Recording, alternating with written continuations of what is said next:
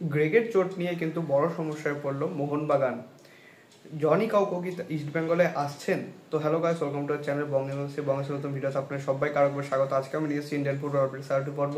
তো চলুন একদমই দেরি না করে ভিডিওটা শুরু করা যাক। গতকাল কিন্তু ছিল পাঞ্জাব বনাম ইস্ট বেঙ্গলের ম্যাচ। সেখানে ইস্ট বেঙ্গল কিন্তু ফার্স্ট হাফে 2-0 গোলে পিছিয়ে থাকার পরেও কিন্তু 4-2 গোলে দারুণ কামব্যাক করেছেন। এই প্রসঙ্গে কিন্তু মানে ডেভিডের কথা না বললেই নয়, এত কম সুযোগ দিচ্ছিলেন আগের কোচ তাকে। এই অস্কার ব্রুজন কিন্তু তাকে মানে নিয়মিত সুযোগ দিচ্ছেন নিজেকে প্রমাণ করার জন্য, আর তিনি কিন্তু নিজের যাত্রা ছেড়াচ্ছেন। যেই ডেভিডকে আমরা কিন্তু মোহামেডান হয়ে চিনতাম, সেই ডেভিডের খেলায় কিন্তু আমরা এখন বর্তমানে ইস্ট বেঙ্গল দেখতে পাচ্ছি। আর ক্লেইটনও কিন্তু ফর্মে ফেরা ইঙ্গিত দিয়েছেন, কিন্তু বাট আমার মনে হয় ক্লেইটনকে মনে হয় সেল করে দেবে এই জানুয়ারির উইন্ডোতে। আর দ্বিতীয়ত মানে অনেক বিদেশি কিন্তু ইনজুরির জন্য বাইরে, দিয়ামান তাকো, সাউল এদের মতো, তারপর হচ্ছে হেক্টর এদের মতো গুরুত্বপূর্ণ যে দলের বিদেশিরা কিন্তু বাইরে। সেই কারণে কিন্তু আনোয়ারকে কিন্তু ডিফেন্সে না নামিয়ে কিন্তু মাঝে মাঠে খেলানো হয়েছিল। আগের ম্যাচে কিন্তু জিকসন কিন্তু একদম মানে রেড কার্ড পেয়েছিলেন, তো যে কারণে কিন্তু একটা ম্যাচ, যেহেতু পরের ম্যাচটাও সাসপেনশন থাকে, তো যেই কারণে কিন্তু আনোয়ারকে কিন্তু মাঝে মাঠে খেলানো হয়েছিল। বাট আনোয়ারের যে ফর্ম আমরা মোহনবাগানে দেখেছিলাম, সেই ফর্মে তিনি কিন্তু ধারে কাছেও নেই। তিনি খুবই স্লপি ফুটবল খেলেন এবং তার মানে খেলা দেখেই কিন্তু ছন্নছড়া মনে হচ্ছিল।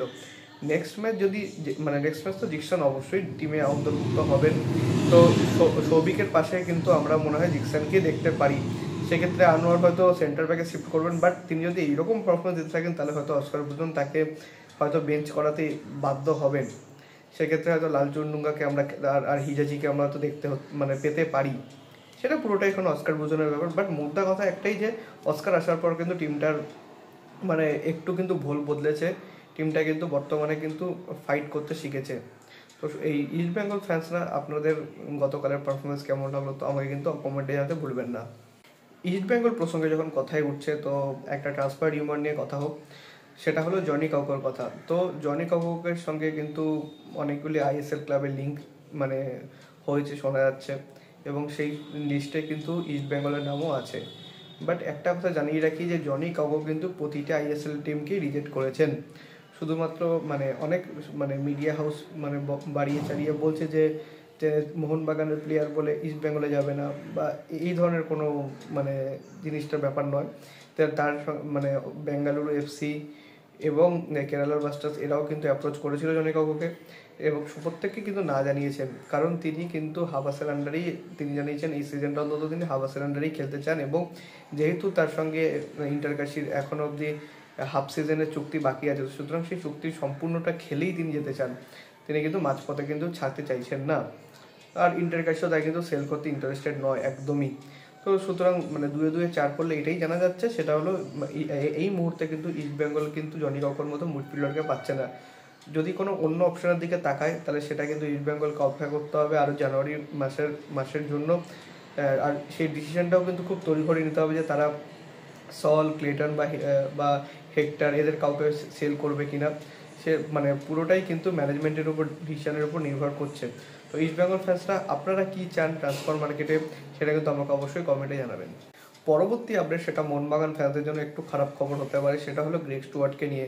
তো গ্রেগ স্টুয়ার্ট কিন্তু গতকাল ম্যাচ ডে স্কোয়াডে কিন্তু ছিলেন না, এবং পরের ম্যাচেও তিনি কিন্তু থাকবেন কিনা সেটা নিয়ে কিন্তু অনিশ্চয়তা দেখা দিচ্ছে। কারণ তিনি কিন্তু কলকাতায় কিন্তু একদিনও কিন্তু প্র্যাকটিস করেননি। তার হাঁটুর ইনজুরির কারণে তিনি কিন্তু রেস্ট নিয়েছেন। অনেক সময় আমরা দেখি যে প্লেয়ার কিন্তু হালকা পাতলা কিন্তু প্র্যাকটিস করছেন, মানে জাস্ট ওয়ার্ম আপ করছেন, ম্যাচ প্র্যাকটিসে আমরা কিন্তু দেখতে পাই না। সেটাও কিন্তু আমরা গ্রেগ স্টুয়ার্টের করতে দেখতে পাচ্ছি না। বাট গোয়ার উদ্দেশ্যে কিন্তু যে দলটা রওনা হয়েছে, সেখানে দলের সঙ্গে কিন্তু মানে গ্রেগ গিয়েছেন। এবার এমনটাও হতে পারে যে হয়তো ম্যাচ প্র্যাকটিসের জন্য তাকে নিয়ে যাওয়া হয়েছে, বা অন্য কোনো কারণবশত হয়তো নিয়ে যাওয়া হতে পারে। বাট আমার যতদূর আমি মলিনাকে চিনি, মানে মলিনার প্লেইং স্টাইল দেখে তিনি কিন্তু খুব দরকার না হলে আমার মনে হয় না গ্রেগ স্টুয়ার্টকে নামিয়ে তিনি রিস্ক নেবেন, কারণ এই ইনজুরি কিন্তু আরও বড় হতে পারে ইন ফিউচার। সেটা কিন্তু অবশ্যই মলিনা চাইবেন না। তো একটা জিনিস তো আমরা ধরিয়ে নিতে পারি, পরের কিন্তু ফার্স্ট 11-এ কিন্তু গ্রেগ থাকছেন না, রিজার্ভ বেঞ্চে থাকলেও থাকতে পারেন, এটা কিন্তু নিয়ে আমি নিশ্চিত নই। বাট এখনও অবধি চান্সেস যদি বলতে হয় তো গ্রেগের কিন্তু পরের ম্যাচ ডে স্কোয়াডে না থাকার চান্সই বেশি, কারণ পরের ম্যাচটা কিন্তু শুক্রবার, খুব বেশি দিন কিন্তু নেই। এইটুকুনি ছিল আজকের আপডেট ভিডিও। যদি ভিডিওটা ভালো লাগে তাহলে অবশ্যই লাইক করবেন, চ্যানেল সাবস্ক্রাইব করে বেল আইকনটা অবশ্যই প্রেস করে দেবেন সমস্ত ভিডিও আপলোড নোটিফিকেশন সবার আগে পাওয়ার জন্য। এছাড়া আপনারা আমাদের সোশ্যাল মিডিয়া হ্যান্ডেল ফলো করতে পারেন, লিঙ্ক ডিসক্রিপশনে পাস করে দিয়ে রাখবো। সো মেক শিওর বাস ফলো দেবেন, ছোটখাটো কিছু আপডেট সেখানেও দেওয়ার চেষ্টা করি। দেখা হচ্ছে পরে ভিডিও দেওয়া। Bye bye, glory glory, man United.